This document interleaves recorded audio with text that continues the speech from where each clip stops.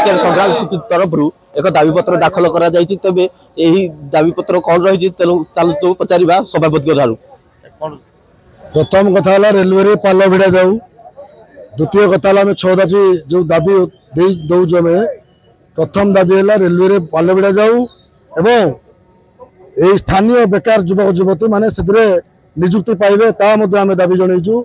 एवं रेलवे जो कंट्राक्टर अच्छा कंट्राक्चुअल वर्कर कंट्राक्चुअल वर्कर आम स्थानीय युवक युवती निजुक्ति पातु एवं मेमो तालचेर पुरी अनुगुल पुरी एवं आमर पैसेंजर सब एक्सप्रेस पैसेंजर सब तालचेर स्टेशन को आसू आम दाबी जनाऊँ। एवं प्रथम दाबी है तालचेर युवक युवती माने केमती निजुक्ति पाइबे एवं पालबिड़ा हो पालबिड़ा निजुक्ति हम एवं अलग जो कंट्राक्टर अच्छा कंट्राक्चुअल करती आम तालचेर युवक युवती माने निजुक्ति पाइबे।